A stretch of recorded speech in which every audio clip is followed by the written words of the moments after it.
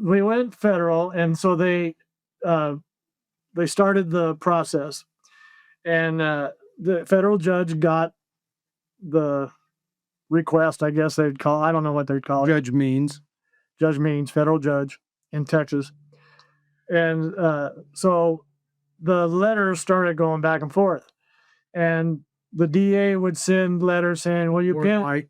Yeah, Ward White. I'm not naming names, but Ward White. Hey, that's we're not saying that they did anything wrong. Yeah, I don't think you've slandered anyone in any way. I think you're just calling out what objective facts of the case. All right.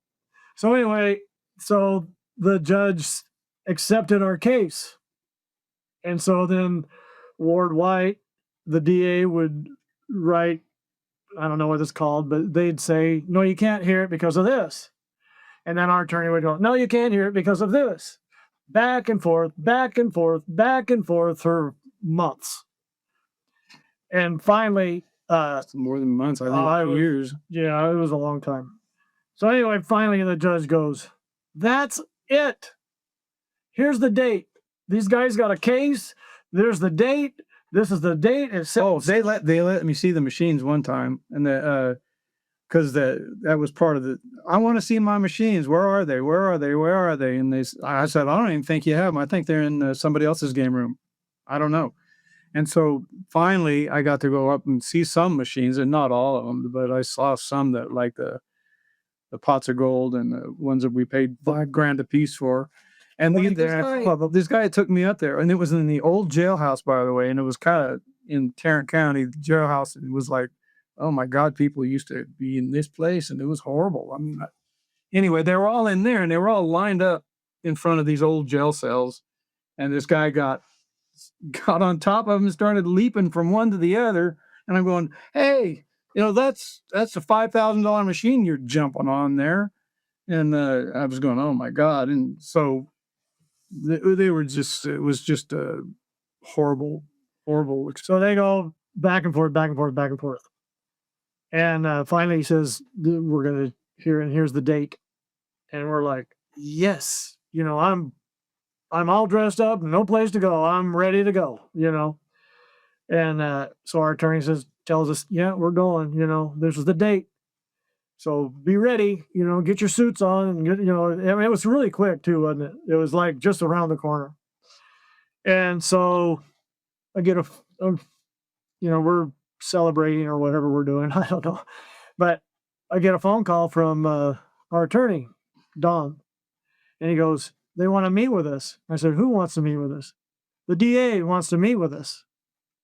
He goes, "So we're going to go up to the courthouse down in Fort Worth, and we're going to go, here's the time, we're going." So we did. And it was me, Mike, and our attorney, Don. And we walk in, go upstairs, they escort us up there, and we go into this, open the door, and we go into this room, and it's packed with sheriffs and suits. Yeah, the suits. The DA and the Ward White is talking to us. He brought us in the room, and get in there, and it's this. I bet you there was easily 100 people in there, don't you think?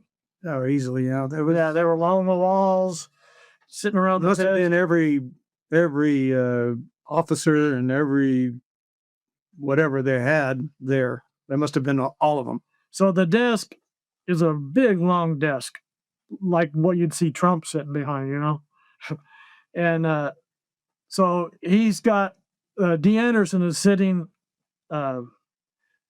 three seats down from the front of the table, and Ward White had a chair for him at the end of the table and one for our attorney. Then it was Mike. Then it was me along the side. And then D. Anderson sat next to me, the sheriff, and then all the way around, like 40 people around that desk. I mean, it was, I don't know how many, but there was standing room only along the walls. The walls, it was just packed. Yeah.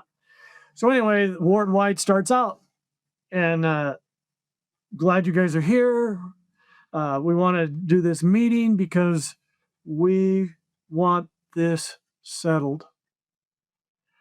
We told this, I think he said dumb shit, but He said stupid son of a bitch. I heard stupid son of a bitch, but he said, we told this stupid son of a bitch or whatever, guy sitting next to me, to leave you guys alone. You were doing nothing wrong, and to leave you alone, and this dumb guy does this. And he says, and we want to give you your stuff back, all the money back. We want you to operate and go on your business like nothing happened. And our attorney goes, and we had already lost $12 million by I'm sitting there watching, and D. Anderson's to my left, right?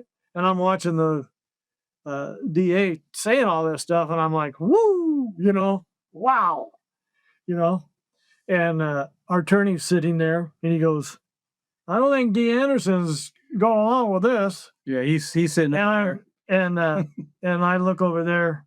His face was turning red. He was beat red. He was mad as hell. And this is the guy that told me, he said, I was handcuffed, and he said, and he leaves the room, and he comes running back in and leans over me, and I'm looking up at him, and he goes, you need to get out of my county. He says, you need to leave. He says, if you don't get out of my county, he says, I'll take you to jail. I'll take your brother to jail. I'll take your mother to jail. I'll take your father to jail. And I'll take your dogs and I'll destroy them. He says, do you understand? Your life is over as you know it. Get out of my county. And I'm like, he's spitting all over me. And I'm like, this guy had big fat jaws. I said, thank you, sir. And I was so mad. I'd like to get those handcuffs off. I'm sitting in jail. So anyway, our attorney says, I don't think he's going to do that. He ain't going to give it back. And he's sitting there, no. Right? Yeah. And just slouched. He was gripping his hands so tight that they were rocking back and forth. White. You know how you get blood circulation? And it was cut off from his fingers because he was gripping his fingers so tight. And the DA goes, oh, he'll do what we tell him. He'll do it. And so they'd had a few more pleasantries. And he says, will you guys, the ward wife says, will you guys go over here and talk about what we've offered you? And he says, and then come back out. So yeah. And he leads us over to this little side room. So we go over there, and our attorney's like, what do you think of that, guys? That's pretty good. Giving you your money back, you can operate, and giving your machines back. Man, that's a win-win. And I went, no. I said, this should never happen in America. I want $13 million, and that ain't enough. I said, I want D. Anderson to get on the public news, not on the paper, not on the, not in some back alley. I said, I want him right on the news. Channel 5 News. Channel 5 News. And I want him to tell what he did to us and how it all went down.